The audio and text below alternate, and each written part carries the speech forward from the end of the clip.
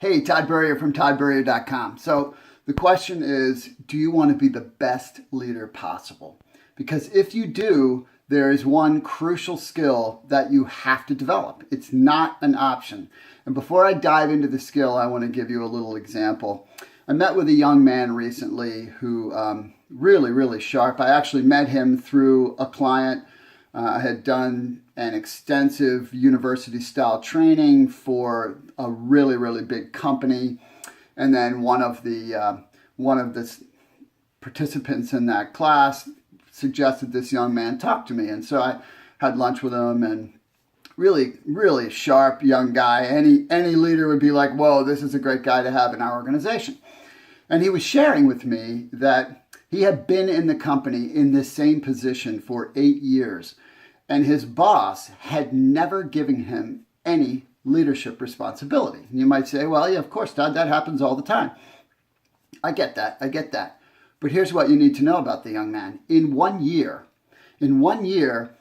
working with volunteers in his church, he's part of a big church, 1,800 people in this church. He had built a program in 1 year where he was leading 110 volunteers, and the program was thriving. So think about that.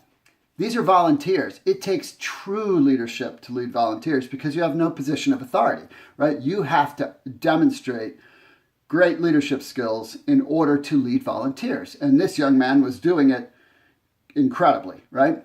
So then the question is, why? Why did his boss not provide him opportunities, right? So, I could say things like, maybe his boss was a scarcity mentality. Maybe he was afraid that this young man would outshine him, which happens. Unfortunately, it happens a lot, and that holds down a lot of great people and causes them to leave. Your best people will leave if you don't give them opportunities and teach them. That's just the reality. You could say it was ignorance. Maybe he didn't know better. Maybe he hadn't been trained, which is not uncommon. And so you had someone in a leadership position who didn't have the training, didn't have the skills to even recognize what he had. You could say maybe he was selfish. Maybe he just wanted the glory for himself. All these kinds of things. There's a bunch of them. I could keep going on this, but I'm not going to, because I'm going to give him the benefit of the doubt. And I'm going to say he lacked this one skill. So what is this skill? Well, first, what it's not. It's not strategy. It's not strategic planning. It's not planning in general. It's not action planning. It's not resource allocation. It's not budgeting. It's not marketing. It's not rainmaking. It's not a bazillion any other of these leadership skills that are all useful and valuable and necessary in many regards. You either have to have them if you're running a big organization, or you need to have people alongside of you that have them, because no leader is ever proficient in everything. And if they think they are, then they're kidding themselves. That's just a fact. But the one skill that you have to have, and John Maxwell summed it up really well. He said, you can have people skills and not be a leader. There's lots of people that have people skills who aren't leaders, right? They don't care to lead. They're not trying to lead. They just have good people skills. But you cannot be a good leader without people skills. It is the most important skill you can cultivate and develop, because your job, right? If you have any maturity on leadership, your job, as you should understand it, is to grow people. They are your number one asset. To the degree that you grow people, your organization will thrive. I don't care what your product is. I don't care what your service is. I don't care what your industry is. Your company will blow up if you do not take care of the people. Bottom line. There's been so many examples of great products that have come and gone in the market, or they stayed in the market, but the company that originally brought them into the market failed because it didn't have the right people, which meant they didn't have the right leadership, right? They didn't have good people-oriented leadership. So if you think about it, you really need to understand, what are the strengths of your people? What are the desires of your people? What are the struggles of your people? What are the weaknesses of your people, right? You have to be able to listen to your people and have the kinds of conversations where they understand that you care and that you really are trying to help them as a human being to grow and develop, because then you're going to build trust. Without trust, you have nothing. You are not leading. Without trust, you're not leading. You are simply over top of someone, and it won't last. And if it does last, then the company's going to be in trouble. So this is an area every leader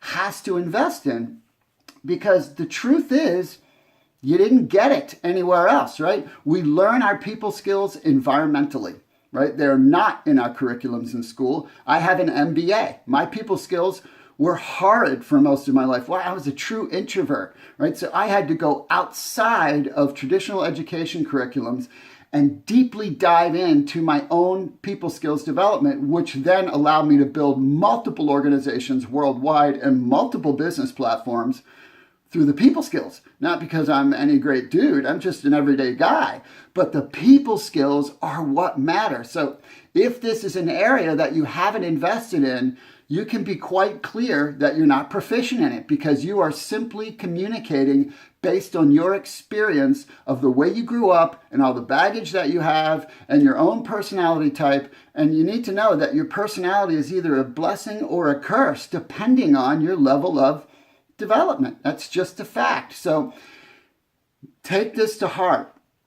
Your leadership ability is going to rest. It's going to rest on your people skills. Everything else will help it, but you've got to have the people skills first. So I hope that this was a helpful message for you.